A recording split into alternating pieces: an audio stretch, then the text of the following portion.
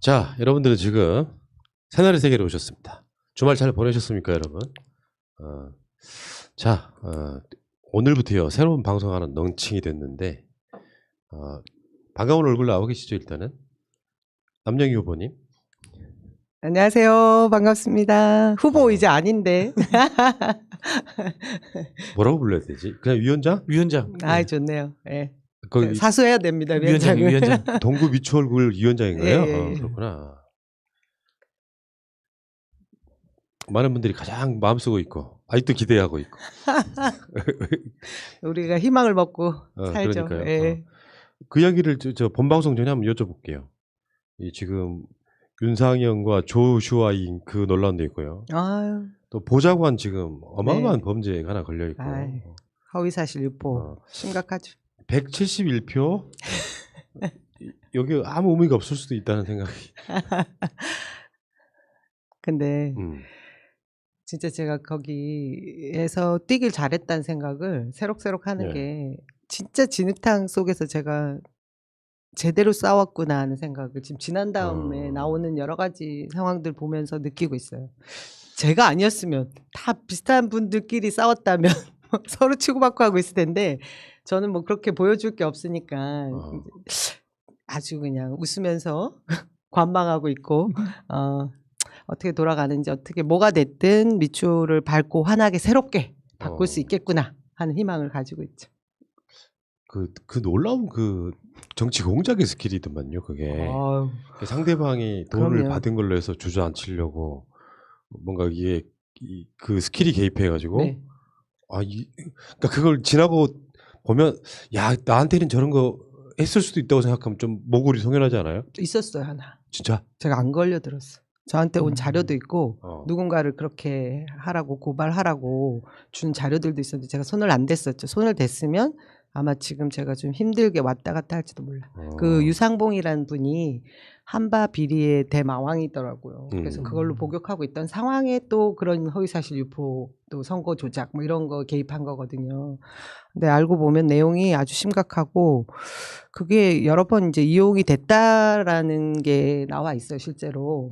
그래서 뭐 엄청난 공작들이 아직도 이 시대에도 통했구나라는 생각을 하면 진짜 좀 무서운 참 한바비리 결과를 봐야 돼요. 전통적인 한바비리입니다. 참. 근데 진짜 그러네요. 지금도 뭐 수사 진행 상황 중인 얘기니까 제가 알고 있는 걸 다 이제 말씀드리긴 힘든데 네. 어찌됐든 그 분당에 또 그 시행사가 말해도 돼요? 지금? 하세요. 롯데건설 쪽에서 하고 있는 시행사 어. 쪽에 한바 이렇게 넘겨준 뭐 이런 커넥션 부분도 있고 아휴 무시무시합니다. 진짜 그 우리가 정치 안 하려고 한 이유 중에 하나가 또 그렇기도 하고 그렇지. 그런 그 관습이랄까요? 패습이 아직도 남아 있다는 것도 놀랍고. 그렇잖아요. 왜 정치 현장에 있는 사람 대부분 감옥 그 담벼락 위를 걷고 있다고 얘기하잖아요. 진짜 그런 것 같아요. 보니까. 예. 그리고 우리 그 박진영님은 이따가 본방송 들어가서 한번 소개를 듣도록 하겠습니다. 네.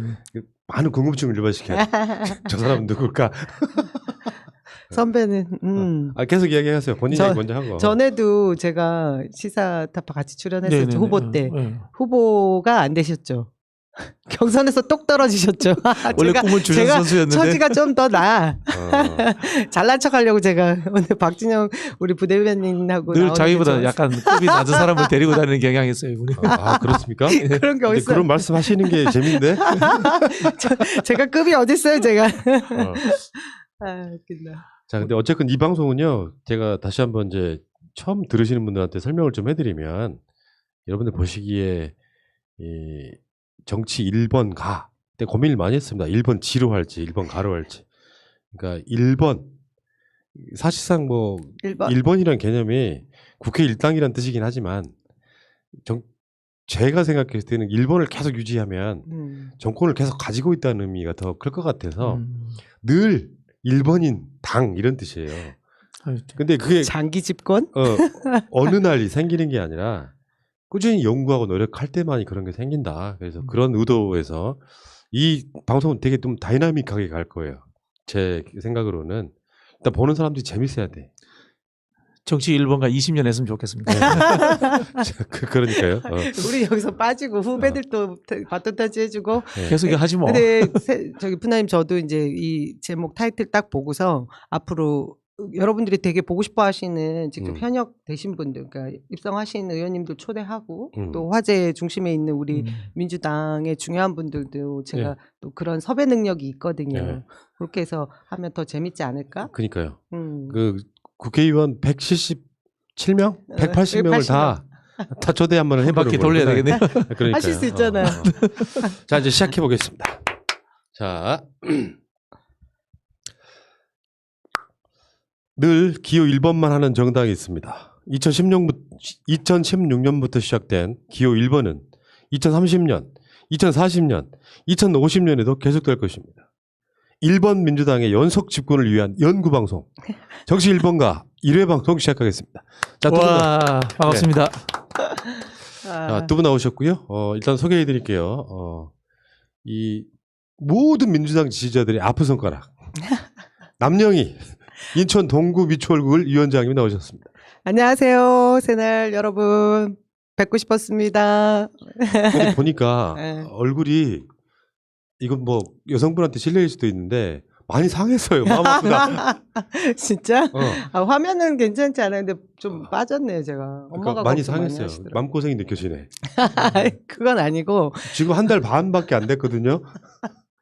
많이 상했구나.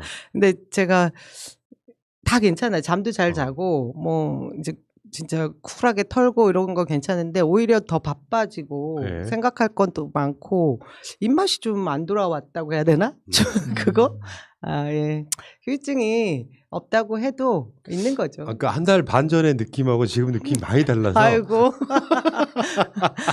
여러분, 네. 응원해 주시면 또 그 기운 제가 받아서 할 수 있습니다. 쯧쯧쯧 마음속으로 아이고 이거 알겠습니다. 어쨌건 지금 그 상대 후보였던 분 171표 더 얻으신 분은 지금 요즘에 각종 논란의 대상이 돼서 정치인들이 아무리 자기 부고만 빼고는 다 신문이 나는 게 좋다고 하지만 이건 뭐 제가 봤을 때 가장 최악의 후보하고 싸우셨던 게 아닌가 싶어요. 그러니까 제가 더 못나 보이잖아요. 아니 그러니까 꼭 이겼어야 되는데. 수단과 방법을 가리지 않고 있다는 의미에서. 그러니까 근데 그 논란 얘기 지금 들어가면서 해도 돼요? 사실 선거 총선 끝나자마자 그 지역 보좌관하고 연루된 이제 한바비리 유상봉이란 부자하고 경찰에서 인지 수사가 시작된 이제 보도가 났었어요. 예, 근데 이제 그게 언론에서 널리 퍼지진 않았는데 우리 여기 새날에서는 한번 말씀하셨죠. 네. 제가 언급하는 것도 봤는데 그 진행 상황이 어느 날 이렇게 좀 잘 드러나지 않더라고요. 우리가 알고 있는 지금 윤미향 사건 뭐 여러 가지는 날마다 수천 건의 보도의 언론 보도가 막 이렇게 뜨는 거에 비하면 정말 굉장히 심각한 문제인데도 불구하고 안 뜨고 더 심각한 거는 그 외통위원장이셨던 그 당선자 윤상현 의원이 계속해서 뭐 이제 보도 자료를 그냥 생산해 내시더라고요. 그래서 뒤로 또 묻히는 거를 제가 확인을 하면서 어제 이제 페이스북에 좀 썼더니 오늘 또 약간의 논란이 있긴 한데 어쨌든 저는 제 할 얘기를 다 해야 예, 지금 제가 하고 있는 지역위원장의 역할도 맡고 민주당에서 그 내부에 계신 분들이 아직 그 다 말씀하지 못하는 부분을 좀 제가 오히려 여기 우리 민주당 당원들한테 같은 마음으로 속 시원하게 해드려야 되는 게 제 역할인 것 같아가지고 뭐 가감 없이 하고 있습니다. 네. 여러분들이 근데 방패막이가 돼주셔야 돼요. 보면 댓글 보면 장난 아닙니다. 네. 그러니까 얌전 빼는 시대는 지났고 할 말은 따박따박 해줘야죠. 네. 이제 선거 막 끝나고 나서는 막 170 지금 반하겠다 이런 거는 불복으로 비치는 게 일단 싫고. 네. 그러니까 이슈로서는 무조건 싸워야죠. 잘하시는 것 같고. 야. 아무튼 깜짝 놀랐어요. 조선일보와 윤상현의 조슈아인 논란도. 근데 또 왜 그죠? 그 홍콩의 국가보안법이잖아요. 홍콩 보안법이란 게 그쪽을 옹호해줬다라는 외통위원장의 발언을 감사하다는 표현까지 써가면서 단독으로 실어주는 조선일보의 그 언론 보도 형태도 사실 평소에 해오던 것과 굉장히 다르고, 근데 거기 이율 배반적인 모습이 분명히 있었는데 또 뒤져보니까 정작 본인인 그 조슈아 웡은 그런 사실이 전혀 없다라고 또 밝혔습니다. 트위터를 통해서 밝혔고. 그러니까 참 문제가 많죠. 저는 음. 그걸 지적하고 싶은 게 이런 확인되지 않은 사실들이 막 왜 이게 보도 경쟁을 통해 가지고 막 계속 뺏겨 쓰고 또 퍼날르고 하는 이런 문제들을 사실 좀 지적하고 싶었어요. 예, 사실관계도 문제긴 하지만 그러니까 지금 평소에 뭐 조선하고 윤상현 의원하고 그런 게 있었는 모양이네요. 그거 모르겠는데 뭐 어쨌든 크게 한바 비슷하게. 제가 한밭집에서 밥을 먹을까, 내피셜을 뭐. 얘기해도 잘못했다가 또 저기 또 예, 어쨌든 조심해야 됩니다, 그런 거. 결론은 한밭집 밥은 맛있다. 한밭집밥 맛있는 건 꼭 아니래요. 아니, 이게 대부분 맛있어요. 근데 그곳이 아니면 먹을 수 없고 그 장소에 정확하게 정해진 인원이 먹고 하니까 이게 돈이 되는 이유가 그거라면서요. 부재료, 식재료들이 그쵸, 로스가 그쵸. 나지 않는 거지. 재고가 안 생기니까 사실은 식당이나 이런 곳에서 제일 중요한 거는 원가인데 그 원가에 있어서 딱 정확한 숫자만큼 정해진 숫자만큼을 재료로 사용할 수 있으면 그게 이윤으로 다 돌아가는 거잖아요. 그래서 이제 한밭집이 예, 자기가 가지고 있는 이익이 엄청난 별걸 다 공부를 거죠. 하시네. 아니 그냥 제가 한바가 뭔지 여러분 한바가 사실 일본에서 온 말인 것도 아시죠? 예, 그런 아니 뭐 주가 조작 비리 이런 이야기 들어봤는데 참 한바 비리 참 오래된 이야기 같습니다. 자, 어쨌건 우리 남영희 후보 씩씩해서 좋고요. 얼굴 상했다면서요. 아니, 그래도 이제 다시 금방은 뽀얀 살이 올라오겠죠. 나름 분발르고 왔는데요. 아이, 반응이 안 좋네. 자, 많은 분들이 걱정했는데 제가 그런 이야기 하나 드리고 싶어요. 뭐든지 빨리 일어나는 게 좋다. 네. 4년 금방 갑니다.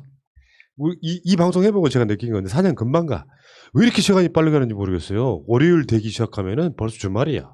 이렇게 계속 돌다 보면 4년 또 금방 가죠 뭐. 그거 아세요? 네. 이렇게 시간이 빨리 간다고 말하는 사람들은 사실 나이 먹은 거예요. 왜 그런지 바로 어제 일을 기억을 못 한대요. 젊은 친구들은 이전의 상황들을 길게 기억을 하는 거야. 필름을 늘려서 기억을 하니까 시간이 우리만큼 그렇게 빠르지 않은데 벌써 푸나님도 연식이 되셨다는 소리야. 우리 이영희님은 어떠신데요? 저도 너무 빨라요. 그치요? 어제 일이 기억도 안 나이 나고. 먹어서 그래. 자, 아픈 과거는 빨리 잊고. 자, 그리고 오래 기다리셨습니다. 그늘은 예뻤다. JYP. JYP. 자, 네. 박진영님. 네, 안녕하세요. 저는 현재 그 민주당의 상근 부대변인을 하고 있습니다. 네. 저도 이번 총선에 출마를 하려고 했었는데요. 경선에서 떨어졌고요. 떨어지자마자 이틀 만에 바로 당에 복귀해서 늘 논평 쓰고 무슨 당이 좀 미래통합당에게 아픈 뭐 이런 것 논평 많이 썼던 그런 사람입니다. 근데 반갑습니다. 네. 근데 저는 모르죠. 조용히 숨어서 이제 글만 썼기 때문에. 네. 그러니까 이게 언론에서 받아주면 그죠. 네. 주로 이제 그 후보들을 대상으로 써줬기 때문에 지방 언론에 많이 나갔죠. 네. 네. 그러시구나. 예. 예를 들면 뭐 포항의 모 후보가 상대 후보를 공격해 달라 그러면 제가 그 논평을 쓰고 뭐 군산의 모 후보가 해달라고 하면 해주고 뭐 이런 것들을 많이 했습니다. 원래 대변인 역할이라는 게 말 잘하는 게 아니고 원래 글 잘 써야 되죠. 그렇죠. 되게 예. 대변인들 보면은 뭐랄까 그 굉장히 뭔가 이렇게 빨라야 돼요. 네. 회전이 이렇게 키워드 잡는 것도 그렇고 네. 또 언론에 잘 나야 되는 법도 굉장히 많이 연구들 하잖아요. 그렇죠. 예. 그러다 보면은 좀 세게 하게 되고 그러다 보면은 그게 또 막말이 되기도 하고. 네. 그 미래통합당이 그런 수준이 굉장히 많았던 거죠. 진짜 법률적으로도 많이 걸립니다 보통. 네. 사실 확인하지 않고 이렇게 발언했던 경우에. 근데 성함이 네. 이 JYP. 예, 특정 유명인하고 비슷하셔가지고 예. 많은 분들이 금방 기억하시겠어요. 예. 뭐 어디 인사할 때 저도 뭐 김포 JYP 박진영입니다 이렇게 인사합니다. 혹시 춤 잘 추십니까? 춤 소시적이 좀 좋죠. 노래는 잘하세요? 노래는 뭐 요즘 노래방을 못 가고 네. 있어가지고. 그러니까 선물에 늦자 하니까 네. 우리 박진영 상금 부대변인님 너무 길다 뭐라고 해야 돼요?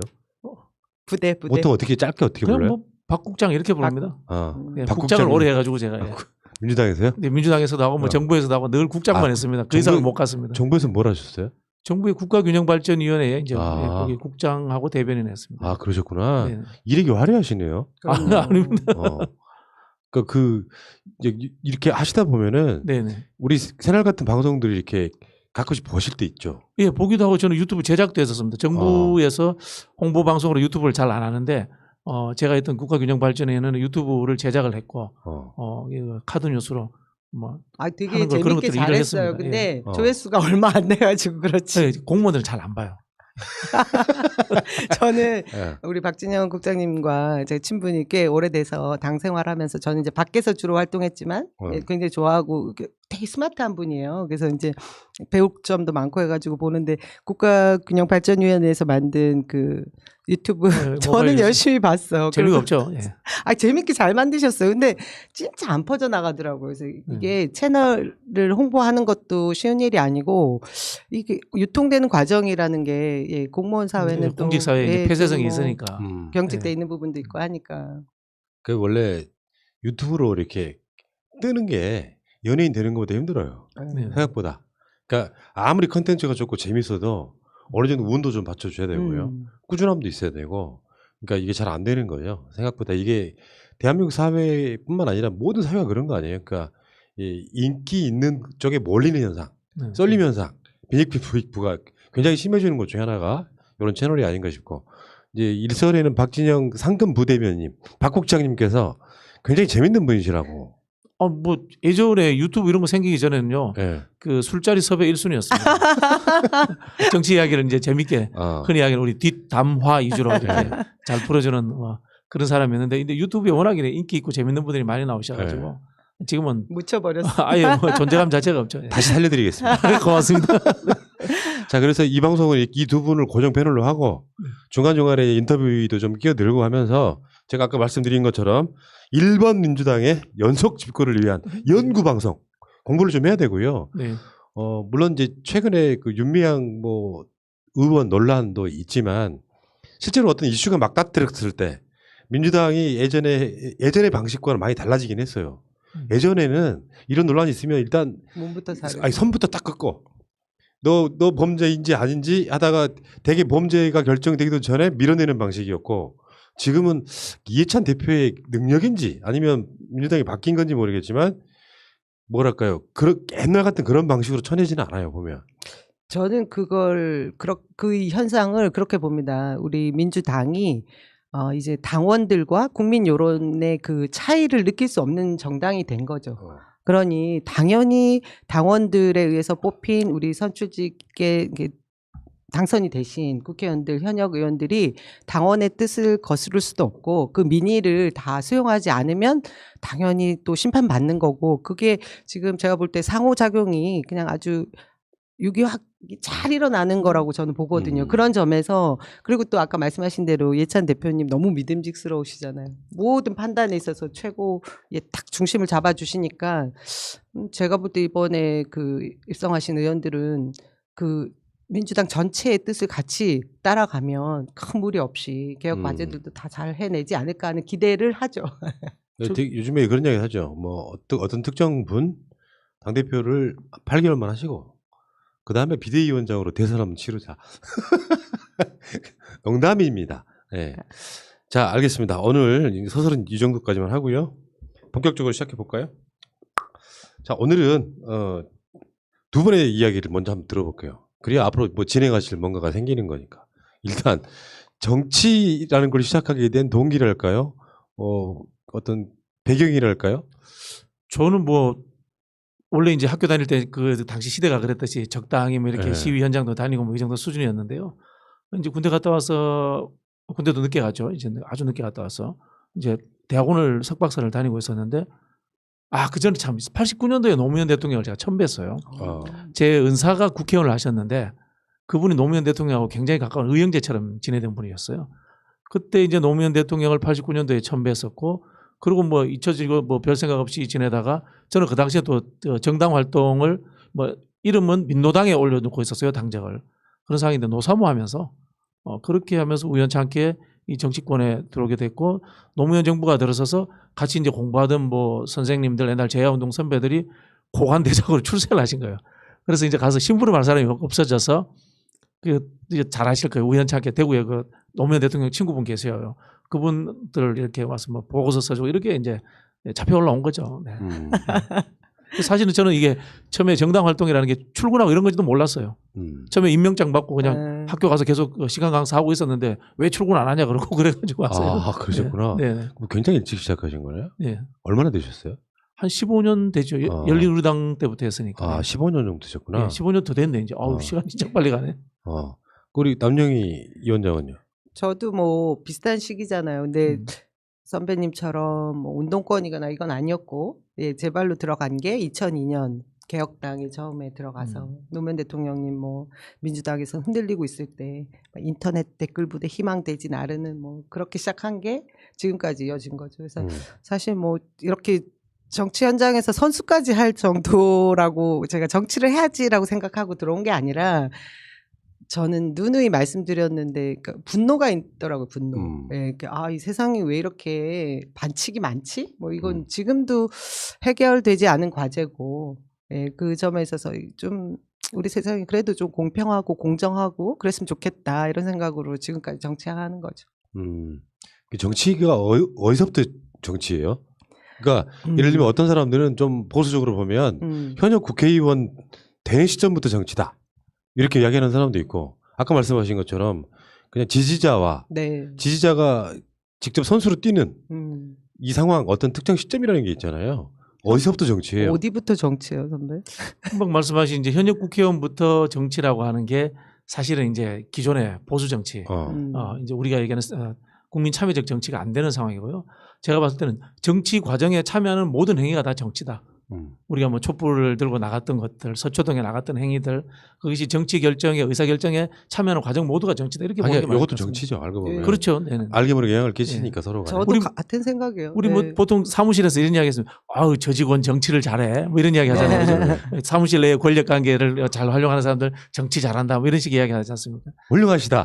정확하게 규정을 내려주시네요. 네. 그렇죠. 그렇게 다 정치죠. 갈등 조정, 그렇지. 분배 조정 그걸 하는 게 다 정치적 행위고 정치긴 한데 제가 이제 왜 이 영역이 어딜까요라는 질문을 받아서 생각을 해보면 사실은 우리가 이게 대중들 그 보통의 시민들 사이에서 도드라지는 어떤 역할을 하면서부터 정치를 하고 있다 또는 정치인이다 뭐 이런 평가를 받는 거는 실질적으로 좀 뭔가 좀 선출직이 되거나 뭐 말할 수 있는 그 스피커에 마이크가 잡히거나 하는 정도의 영역 차이가 있는 것 같아요. 정치인 그러면 좀 다르죠. 좀 정치인 다르죠. 그러면 예. 이제 흔히 직업으로서의 전업으로서의 정치가 이제 포함되는 영역이다 이렇게 보면 될 것 같아요. 두 분은 정치인이십니까? 그렇게 돼버렸죠. 그런 살면서. 셈이죠. 아니 예. 공당에 공천 받을 정도는 정치인 되는 거죠. 정치인이죠. 예, 네. 정치인이죠. 공천 못 받으셨잖아요. 받으려고 정치인이 되려고 했었죠. 될까 말까? 알겠습니다. 근데 막상 정치를 해보려고 하면 뭐랄까 애로사항이랄까요? 힘든 점이랄까요? 뭐 이런 것들이 있잖아요. 그 중에 뭐가 가장 커요? 저는 우선 이제 지금 제가 맞닥뜨리고 있는 현실을 놓고 보면 우선은 원외 지역위원장의 역할을 맡게 됐잖아요. 근데 그러면 제가 볼 때 이 민주당이라는 이 정당 내에 보면 이너서클이 분명히 있습니다. 예, 끌어주고 뭐 또 연결해주는 자기들만의 뭐 개파라든지 뭐 항맥, 인맥 뭐 이런 분명히 주류라는 게 있긴 한데요.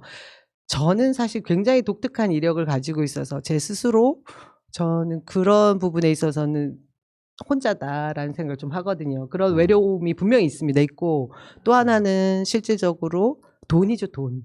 예, 돈은 정말 무시할 수 없는 거예요. 저는 이제 뭐 여태까지 제 돈벌이를 해본 게 뭐 전에도 말씀드린 적 있지만 대한항공 이제 승무원으로 직장인으로 한 6년 정도 재직하면서 번 적이 있고 그 이외에 정치 활동을 하는 동안은 거의 다 제가 남편이 벌어다 주는 돈을 쓰면서 살았어요.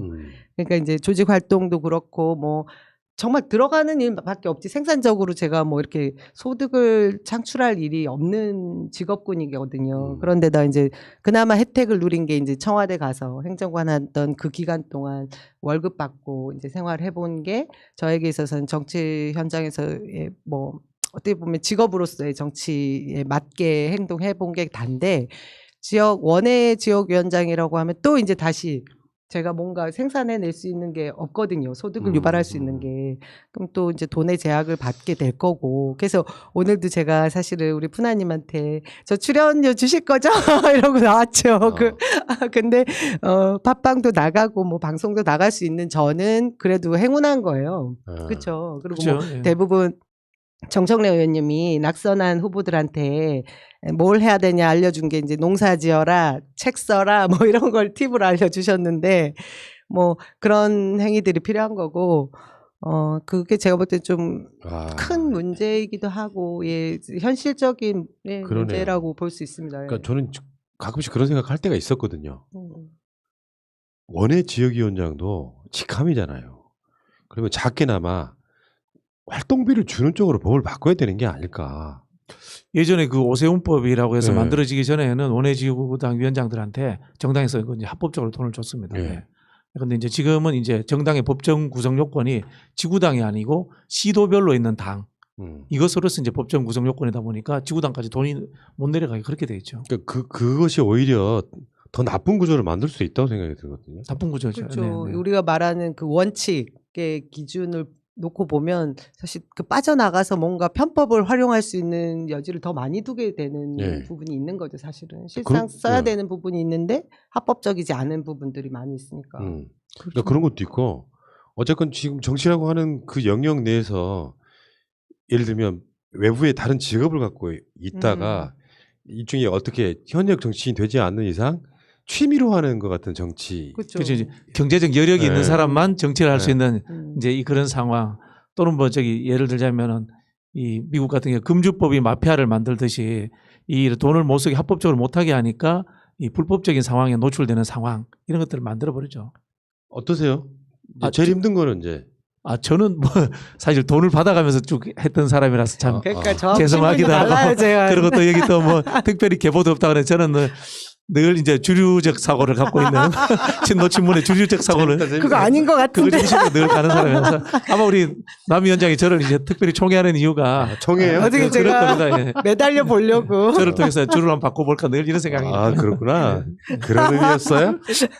약간 저보고 더 레벨이 아니, 높다고 근데 하셨는데 이상하다. 그렇게 줄을 잘 타시면서 왜 공천을 왜 못 받으셨을까요? 그러니까요. 그것도 좀 다른 문제더라고요. 줄 중에 또 그 더 황금이 더 두꺼운 줄이 있더라고요. 보니까. 아, 근데 제가 반성해야 되겠네. 당이 저에게 해주신 게 너무 많은데 뭐 마치 아무것도 없는 것처럼 얘기해가지고 혼날 것 같네요. 원래 정당은 공천 주는 게 다예요. 그렇죠. 네, 공천 주면 다 정말 준 거예요. 큰 혜택을 받는 그러네요. 겁니다. 그러니까 네. 당선된 분들 중에 큰 착각이 하나 있잖아요. 내가 잘나서 당선됐다. 아니야. 대개 절대 보면 아닙니다. 정당한테 거의 한 4분의 3, 5분의 4 정도는 그렇죠. 표를 주고 예. 나머지는 도저히 못 찍겠다와 네. 더 찍고 싶다의 차이겠죠. 진짜 대부분 제가 어. 볼 때 그렇거든요. 우리 이번 선거도 사실은 코로나 우리 문재인 정부 문재인 대통령님께 준 표가 많은데 그 제가 인터뷰한 기사들을 가끔 보면 새로 이제 진입하신 의원님들 중에 본인을 내세우는 경우들을 보면 약간 제가 가로 열고 가로 닫고 아닌 경우를 말을 안 하네 이렇게 좀 서운한 것도 보이긴 해요. 근데 진짜 푸나님 말씀대로 정당이 전부 문재인 퀴즈죠. 그럼요. 솔직히 예, 말씀드리면. 예. 네. 우리 이렇게 까는 거죠? 뭐 그럼요. 그러니까 하고 싶은 말 다 하세요. 예. 자, 그러나 저러나 뭐 막말 논란은 제가 그때 커버를 못 해드리는데 예. 안심하셔도 될 거는 우리는 그런 논란은 없었어요 지금까지. 네. 아 진짜? 그런 논란은 없었죠. 왜냐하면 워낙 저희를 잘하거든 내가. 실제로 말실수라는 게 막 7년 8년 했는데 저게 말실수였다고 받아들일 만한 실수가 없었어요. 얼만큼 말을 이렇게 잘하는지 아시는 거지.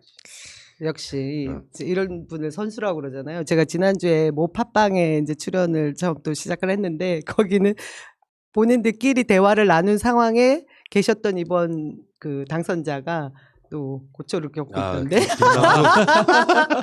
수원지검에서 그런 리스크는 조사받는다고 없다. 새날에서 막말 논란 같은 거. 제가 없다. 그래서 거기 수위 조절하자고 제가 막 웃고 왔어요. 예. 아유. 자 그럼 다음 질문. 한 분은 낙천, 한 분은 낙선인데 이게 이 과정이라는 게 있잖아요.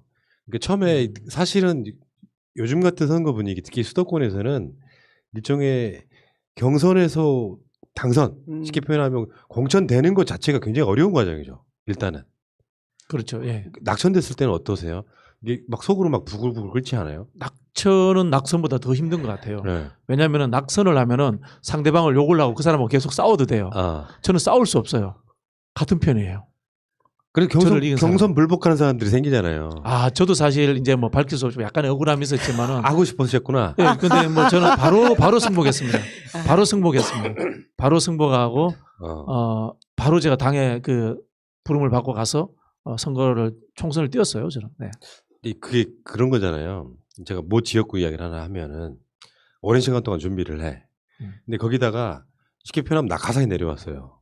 그러면 준비하던 사람이 갑자기 어느 날 그것도 경선할 기회도 없어.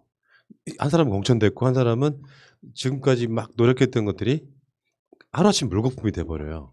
근데 여기서 되게 많은 사람들은 당을 생각해서 경선도 아니지.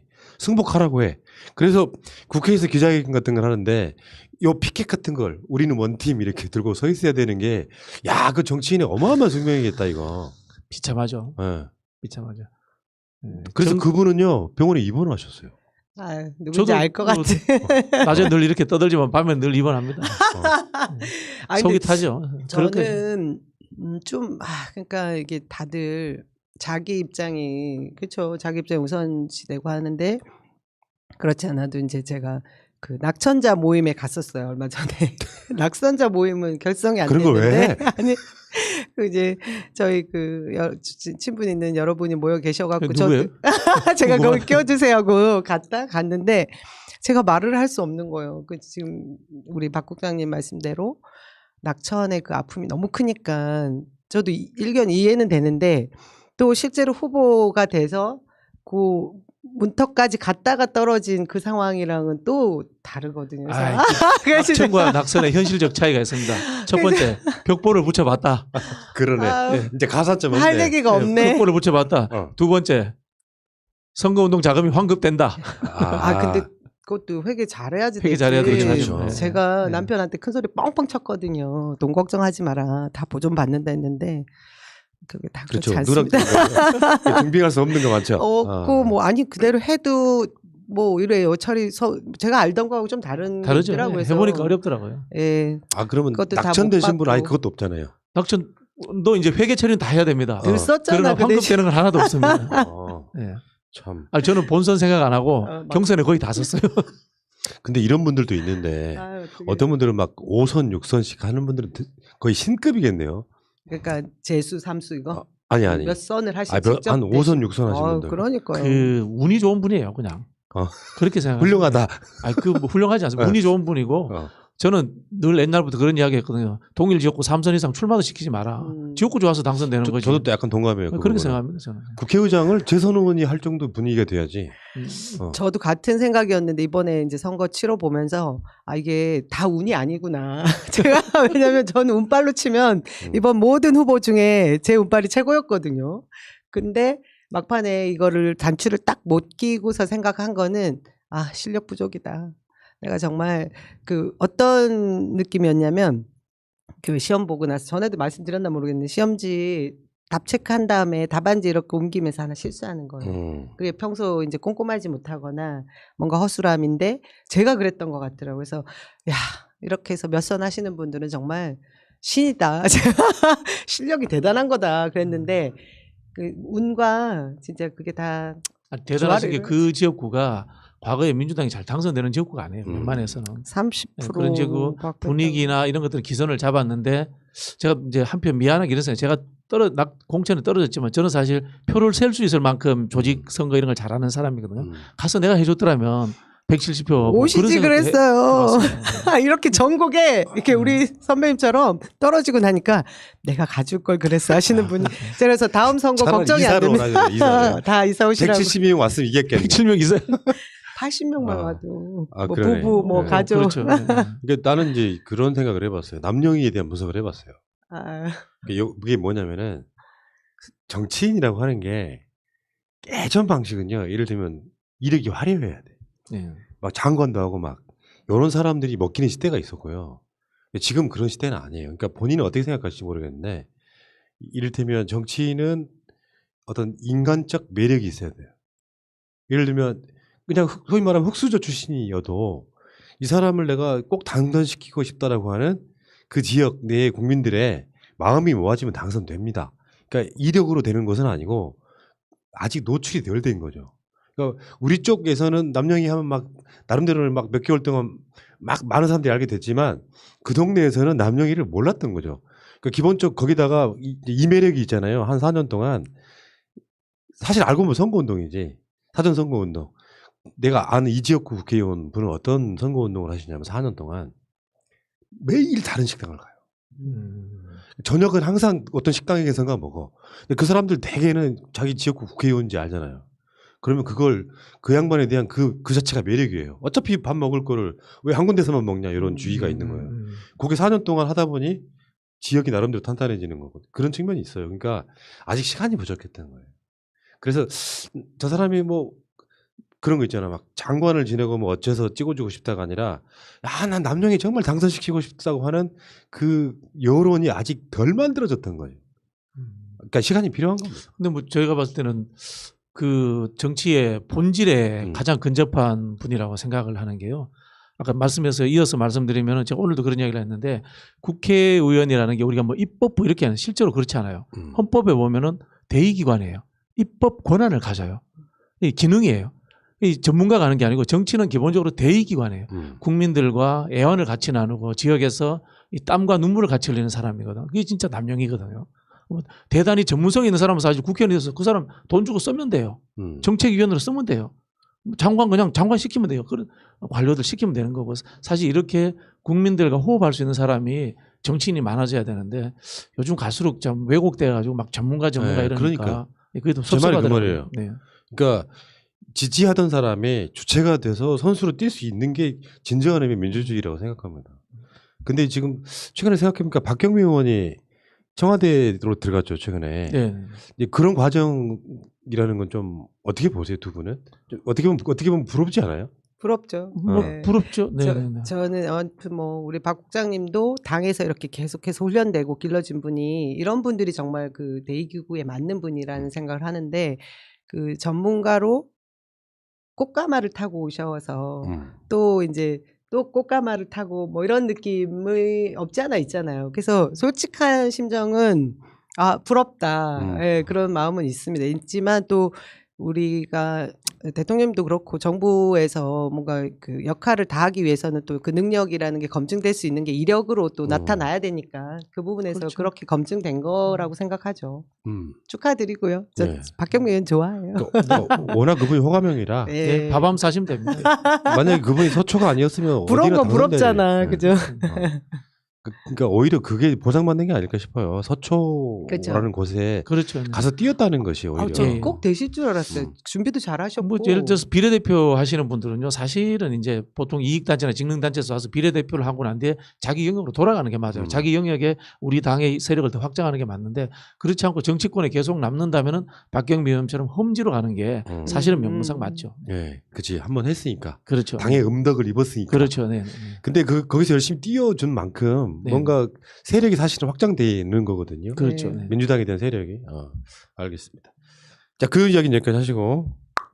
자, 두 분이 어떻게 살아오는지 볼 수 있는 것 중에 하나가 이런 질문을 하나 할게요. 가장 존경하는 정치인.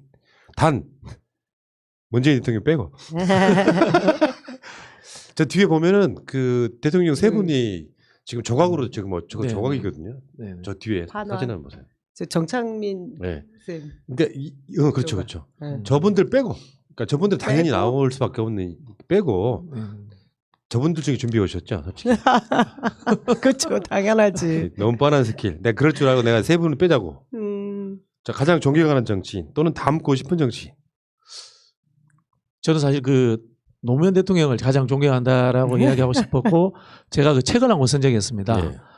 링컨처럼 뭐 이야기인데 이게 뭐 판매하면 안 되니까 자 판매 다 네. 끝났는데 네. 네. 노무현 대통령이 옛날에 그 노무현이 만난 링컨이라는 링컨. 책을 썼어요. 그 책을 제가 굉장히 감동적으로 읽고 링컨 공부를 하면서 했는데 그 책을 읽어보니까 사실은 노무현 대통령 자기 이야기가 아니에요. 거기에 링컨과 딱 맞는 대통령은 김대중 대통령이더라고. 김대중 대통령이 이 흔히 하는 뭐 나쁘게 표현하면 약간의 이 음모도 있고 이 거래도 있고 그러면서 정말 엄청난 고난을 겪고 오고 참고 하는 이 과정에서 이 정권 교체를 위해서 노력하신 부분들, 민주화를 위해서 노력하신 부분 이런 게 결국은 연꽃을 피우기 위해서는 진흙 속에서도 뒹굴어야 된다. 이게 이제 그 김대중 대통령의 서사라면은 노무현 대통령은 진흙이 있으면 그냥 무조건 싸우는 거예요. 진흙과도 싸우고 꽃과도 싸우고 막 싸우셨던 분이다. 아마 이런 분이셨던 것 같은데 어쨌든 좀 오래 살아야 되겠다.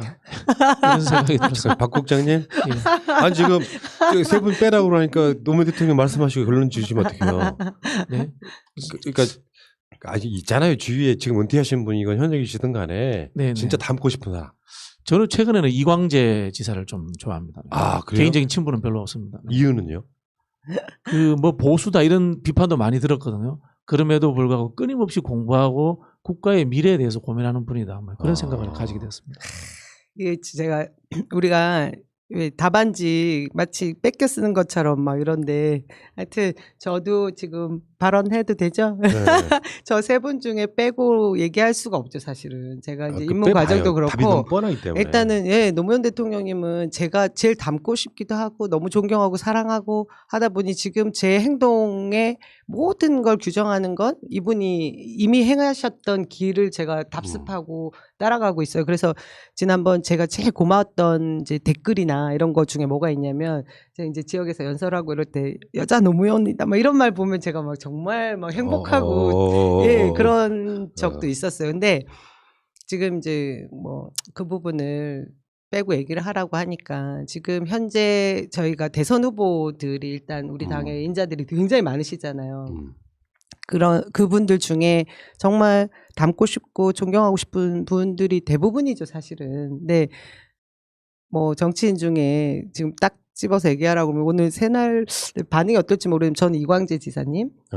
제가 평소에 두 분이 똑같은 거예요? 절대 맞춰오지 않았습니다. 네. 저는 진짜? 지금 박 국장님 왜 이런 현장에서 생각했습니다. 현장에서. 그분을 제가 안 지가 지금 한 자세히 옆에서 뵌 지가 제가 대학원 첫 수업 때 강의를 하셨어요. 그때 야인으로. 근데 정말 우리가 외형적으로 알던 뭐 삼성 자금 그리고 뭐 정치자금법 위반 뭐 그리고 우광재 뭐 좌의정 얘기할 때 그 이광재와 다른 모습이 뭐였냐면 깊이가 남다르구나. 그리고 이분이 겪어온 그 고통도 물론 있었지만 노무현 대통령님 제일 옆에서 보좌하면서 이 다음에 뭐를 준비해야 되나에 대한 고민을 엄청나게 많이 하시는 분이구나. 그와 더불어 그분이 이제 세간에는 굉장히 차갑게 이렇게 주변을 이렇게 약간 뭐라 그러지 선긋기를 하시는 사람처럼 이렇게 잘 알고 있더라고. 사람들이 보기에 뭐냐면 전화도 잘 안 받고 뭐 문자도 안 받고 뭐 이런 얘기들 하는데 제가 아는 이유 하나는 이분은 이제 시간 관리를 철저히 한다고 들었어요. 본인이 정말 꼭 해야 되는 약속 아니면은 허투루 시간을 안 보낸다고. 야, 그분 저랑 똑같으시네. 근데 목욕탕에서 본 분들이 얘기하는데 이 책을 옆에다 놓지를 않는데 비닐을 딱 싼 책을 그 탕 안에서도 절대 놓지 않고 그런 시간까지도 그렇게 쪼개서 미래 대한민국에 대한 고민 그런 비전을 제시하기 위한 공부를 엄청나게 하는 걸로 제가 알고 있고요. 또 사실은 알게 모르게 이 인자들을 정말 그러니까 정치 인자들 새로운 인자들을 잘 놓기 위한 그 일들을 많이 하고 계시더라고요. 자, 그러면은 다음 인터뷰가 나왔네요. 모셔올 수 있을까? 두 분 다 그러니까 닮고 싶은 정치인으로 개인적으로 그렇게 친하진 않아요. 네. 도전. 네, 알겠습니다. 도전. 근데 전화 잘 안 받으시고요. 연락 잘 안 되시는 분인데. 알겠습니다. 조만간 이광재 지금 전 지사 현 국회의원을 모시는 걸로. 근데 되게 안타까운 게 우리 그 민주당 지지자분들한테는 그렇게 이미지가 좋은 것 같지는 않아요. 그죠? 그렇진 않아요. 그렇진 그러니까 않아요. 뭐랄까 나는 이제 강원도에 이광재만한 인물 하나 키우는 게 중요하다고 보고 실제로 그분 이야기하는 걸 들어보면요 또 여러 가지 매력이 있어요. 그러니까 이게 이제 그런 거 있잖아요. 이렇게 누구는 뭐뭐 때문에 노 대통령한테 부담을 줬다 이런 기억들 때문에 그런 건데 왜 그 문재인 대통령이 이광재 전 지사를 사면하는 것도 이유가 다 있는 거 아니에요? 그 나름대로는 이렇게 진짜 아픈 손가락인 거죠. 이렇게 저렇게 보면 알겠습니다. 가장 닮고 싶은 정치인은 이광재인 걸로. 물론 새 대통령 빼고. 자 다음 질문하겠습니다. 이거 중요한 얘기인데요. 내가 민주당에 대해서 일종의 자아 비판을 한번 해봐라.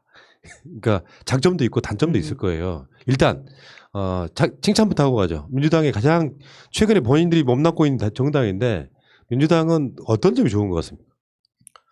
왕성한 식욕, 그다음에 이제 절제된 권력욕. 식욕은 뭐예요, 근데? 이 모든 것을 다 이제 안고서 이렇게 먹으려고 하는 거죠.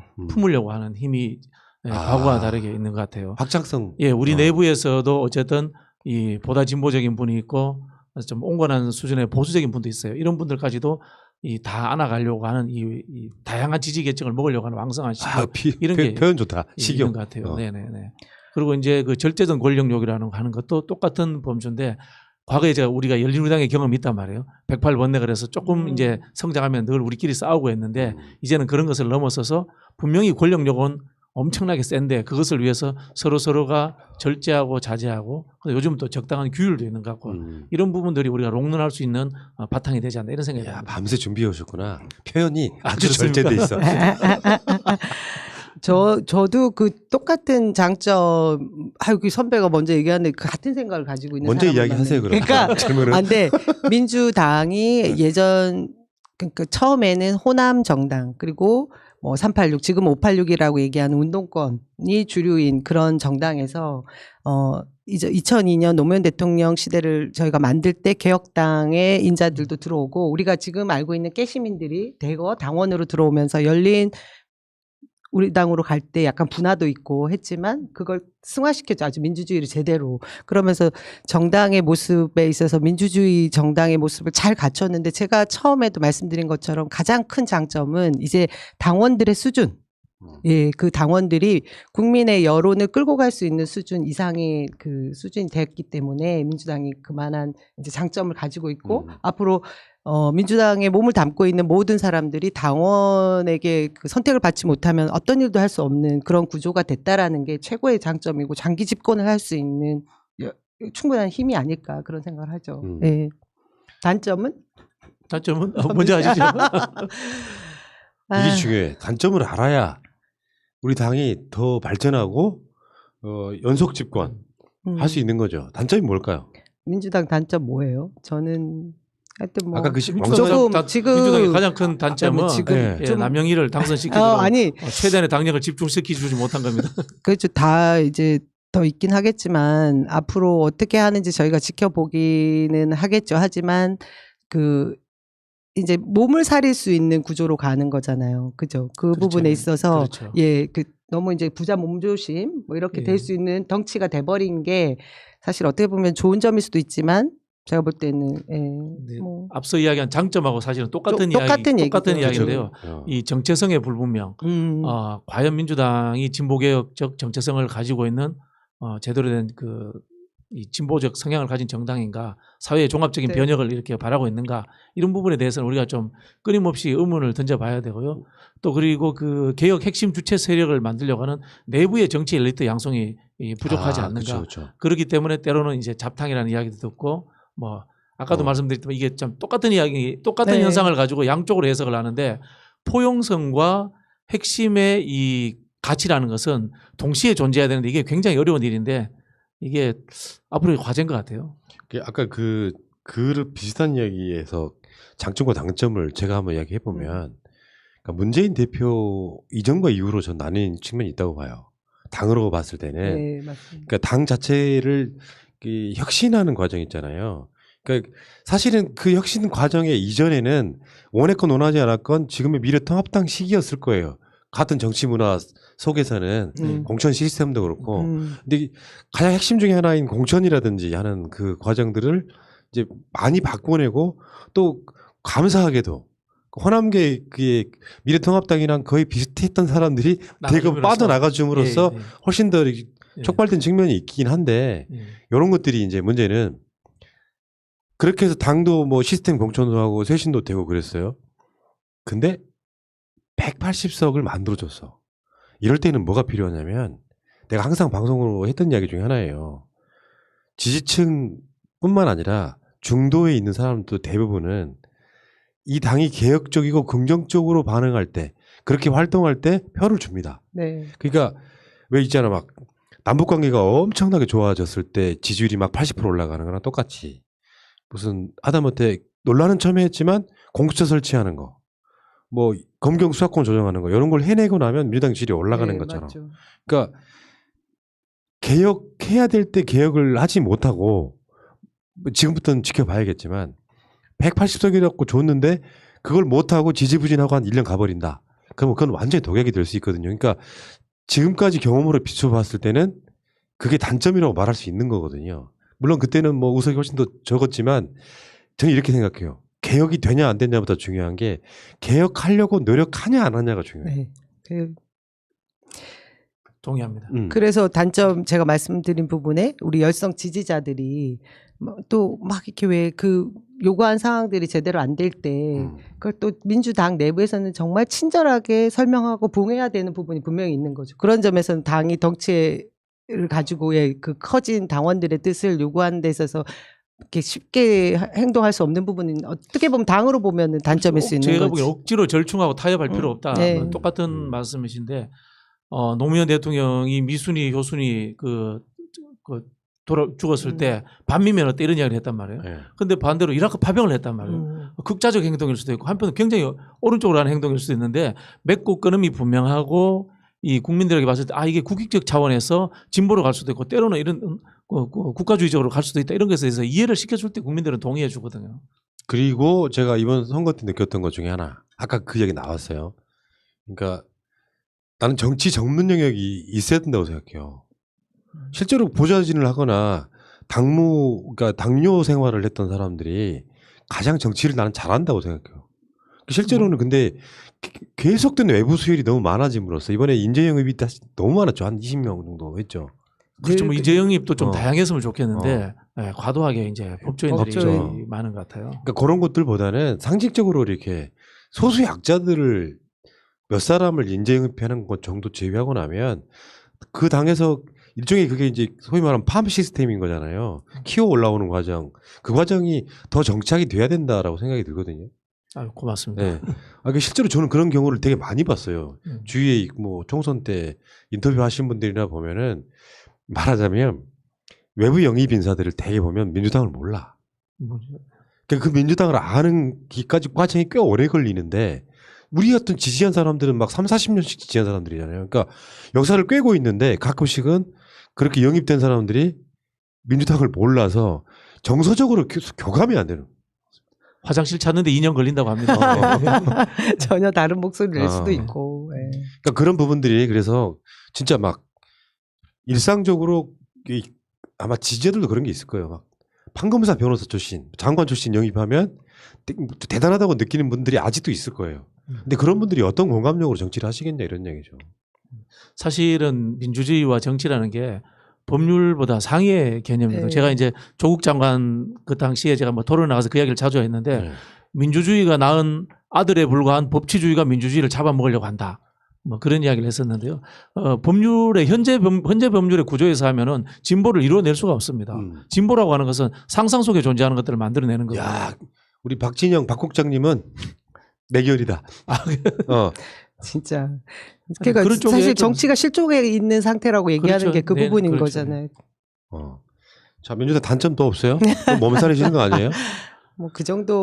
우리는 깊게 안 들어가 봐서 모르죠. 내부적으로 어떤 느낌인지를. 향후에 좀 지도자들이 아까 이광재 지사님을 빗대서 이야기했는데요. 종합적 국가의 미래를 보는 지도자들이 좀 많이 나왔으면 좋겠어요. 어떤 분야의 전문가들보다 국가 전체를 보고 이광재가 꿈꾸는 나라는 이거야. 노무현이 꿈꾸는 나라 우리가 뭔지 딱 그림이 왔잖아요. 문재인이 어떤 나라를 꿈꿨어. 그림이 딱 나오잖아요. 그런데 지금 우리가 이야기되는 지도자들이 꿈꾸는 어떤 나라일까? 뭐 복지국가일까? 어떤 뭐 경제선진국일까? 뭐 사람 사는 세상 뭐 이런 걸로 이 정확하게 형용화될 수 있는 그런 좀 굵직한 메시지를 가진 정치인들이 지도자들이 많이 나왔으면 좋겠어요. 정치인들 중에서.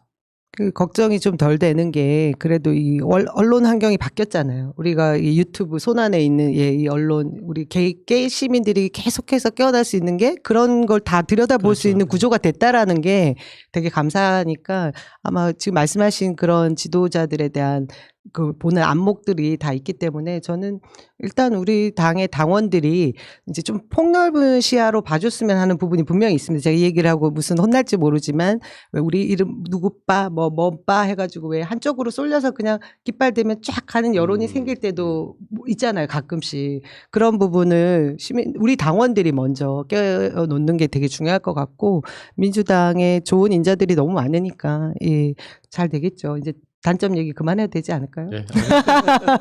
뭐 차후에 계속 하세요. 왜냐하면 단점을 말해야 직접 화나는 있을 때 막 해야 되겠네. 단점을 말해야 고쳐지니까. 그렇죠. 그리고 해당 행위 하는 사람들은 가차없이 좀 어떻게 진짜 응징을 했으면 좋겠죠. 네. 국장님. 그런 이야기는 또 천천히 하나씩 한번 풀어보시고 하시고. 자, 다음 이야기는 이제 사실 대선이 얼마 안 남았어요. 문 대통령 임기가 줄어가는 게 속상하긴 하지만 근데 분명히 대선마다 시대 정신이 있거든요. 그러니까 문 대통령 같은 경우는 탄핵 이후에 급작스럽게 만들어진 거긴 하지만 어떻게 보면 세계 역사에 거의 뭐 전후무한 뭐 어떤 사건을 통해서 정권을 교체해내는 과정에 그건 시대 정신이라고 굳이 말할 필요도 없이 그 자체가 대한민국 자체 혁신이었다고 일단 보거든요. 그러니까 그 혁신에 맞는 어떤 여러 가지 일련의 것들, 예를 들면 뭐 남북 관계가 획기적으로 바뀐다라든지 최근에 보면은 코로나 같은 것들을 보면서 어느 날 갑자기 선진국에 올라와 있는 대한민국을 보게 되고 이런 거 있지 않습니까? 근데 다음 대선은 어떤 시대 정신이 요구될까?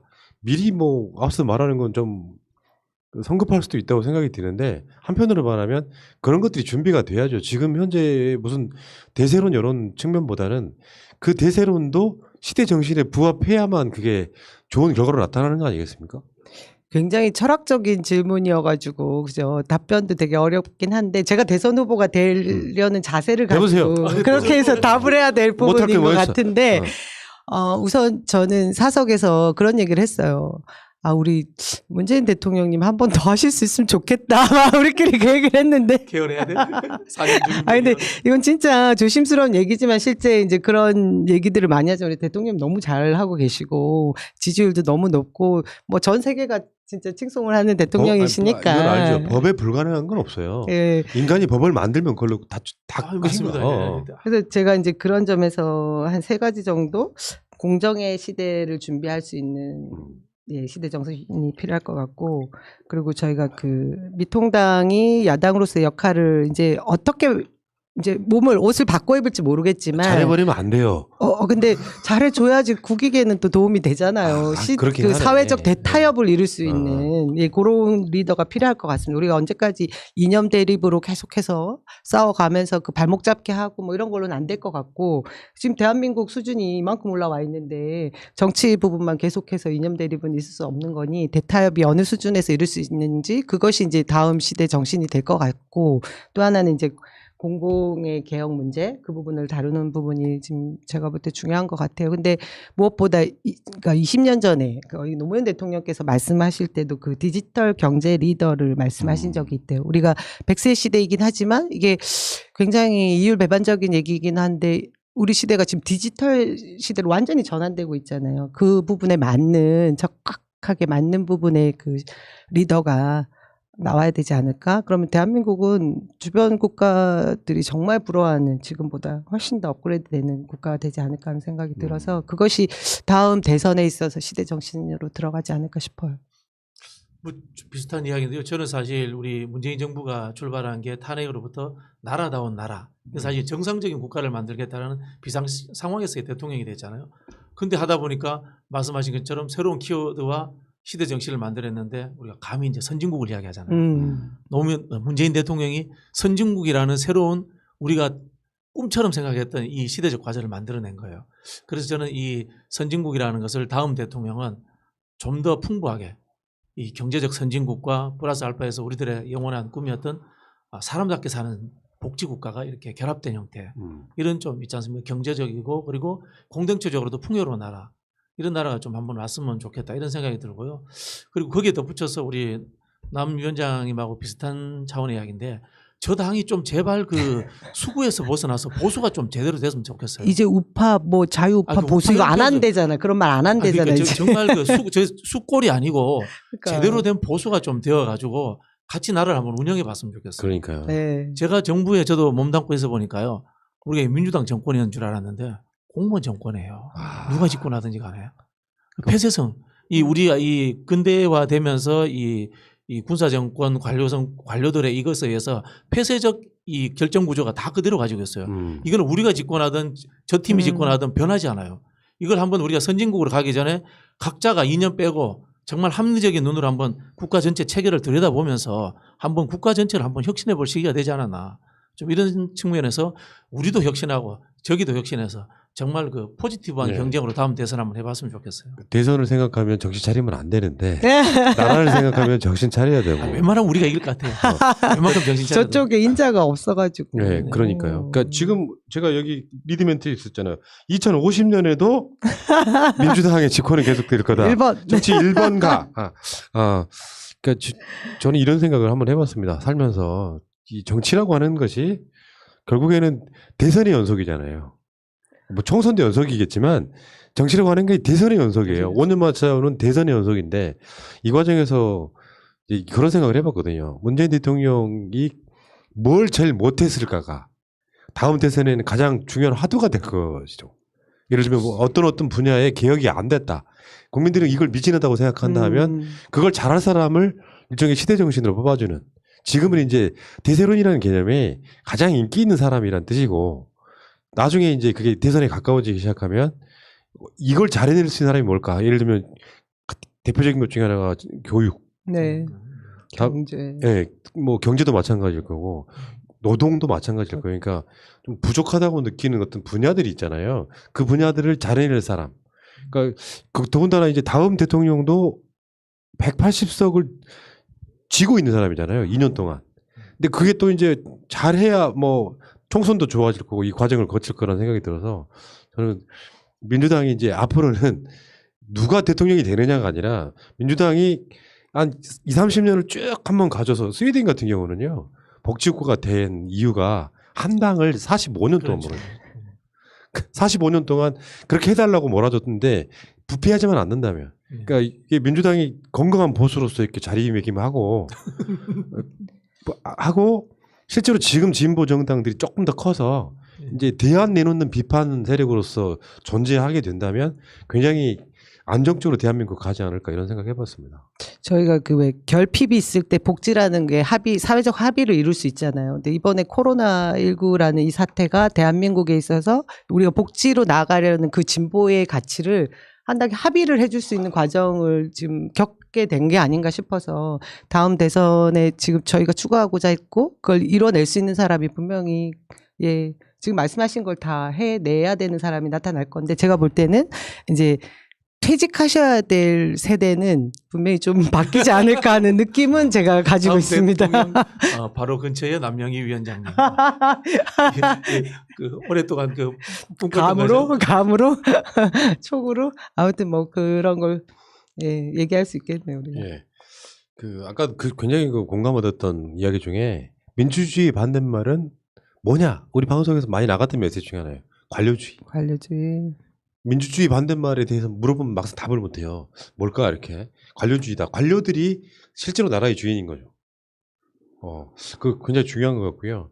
그런데 한 정당이 계속 집권하게 되면 다른 건 몰라도 관료들을 이제 따라올 수 있는 그 힘이 아닌가 싶고요. 만약에 이번 총선이 민주당이 폭망했다면 내임덕은 힘이 시작되는 거죠. 그렇죠. 대통령이 영이 안 서는 거죠. 이제부터는 아무것도 안 되고. 알겠습니다. 자, 오늘 그 첫 방송 해보니까 괜찮은데요? 왜냐면 이게 우리는 이런 선수잖아요. 막 보통 100몇 개씩 나가는 방송이 우리 방송에도 많이 있잖아요. 근데 1회 방송이 되게 느낌이 합을 지어, 그러니까 결정이 돼요. 아, 이거 험난하겠다. 요거 한 4, 5회만 방송하면 뜨겠다. 후자입니다. 후자. 아유, 고맙습니다. 근데 세 분이 세대가 비슷한 것 같아요. 막 공감대가 만들어지고. 저 막내예요. 왜 그러세요? 그렇습니다. 자, 어떠셨습니까? 두 분. 저 공부하는 시간이 될 것 같네요. 앞으로도. 그리고 좀 더 재밌게 해드려야 될 것 같은데 새날 식구들 워낙 수준이 높으시니까 그렇게 했는데 너무 진지한 토론을 한 것 같아요. 오늘 재밌었어요. 몰입도가 있으면 재밌는 겁니다. 내가 더 앞으로도 준비 많이 해올 거고요. 좋은 분들, 뵙고 싶은 분들 있으면은 이렇게 연락 우리 푸나님한테 다 주시면 섭외 담당으로 제가 애써 보겠습니다. 자, 이 방송은요 당장 바로 업로드를 안 하고 일단 묵혀뒀다가 주말에 다시 올리고 그 방송이 끝나자마자 월요일 날 연타로 듣게 되는. 그러니까 생방송 보신 분들은 보셨겠지만 이번 주말까지는 업로드를 안 하겠습니다. 그리고 지금 생방송 나간 거예요? 일요일 날 업로드를 시키고 이 방송 2회 언제 하지 하면 바로 그 다음 날. 그러면서 이렇게 처음에 런칭할 때 스킬 같은 거예요. 방송이 있었다는데 왜 안 올라오지 하시는 분들이 있단 말이에요. 내가 오늘 유튜브에서 그 라이브 피드에 안 뜨는 뭐 이런 기술적 문제가 있어가지고 실시간 시청자도 좀 적었고요. 어쨌건 왜 안 올라오지에 대한 궁금증은 이렇게 설명을 드렸고 우리 박 국장님은 어떠셨습니까? 저는 뭐 우리 남영희 리모컨께서 누르는 대로 움직이는 모니터가 되고자 합니다. 아니 은근히 재밌으시네요. 무지하게 재밌어요. 두 분이 케미가 잘 맞을 것 같아요. 아, 저야 좀 오면서 그 이야기했습니다. 제가 걱정이 없어요 사실. 그리고 이제 저는 워낙 만능이니까 이렇게 하다 보면은 이 방송 또 보고 싶어요. 왜 방송 일주일에 한 번만 해요? 이런 얘기 올라올 때까지. 자, 알겠습니다. 자, 정치 1번가 다시 한번 읽어드리겠습니다. 첫 부분. 늘 기호 1번만 할 정당이 있습니다. 2016년부터 시작된 이 기호 1번은 2030년, 2040년, 2050년에도 계속될 것입니다. 1번 민주당의 연속 집권을 위한 공부하는 연구방송 정치 1번가 1회 마치겠습니다. 고맙습니다. 감사합니다. 현재로 저들을 물리치자. 바이러스에게는 마스크가 없다. 어서 가자 바이러스보다 먼저. 그러니 내일보다 먼저 가자. 우리들의 희망을 형제이게 하자. 설령 그것이 내일이라 해도 현재로 저들을 물리치자. 바이러스에게는 마스크가 없다. 어서 가자 바이러스보다 먼저. 바이러스에게는 마스크가 없다. 어서 가자 바이러스보다 먼저.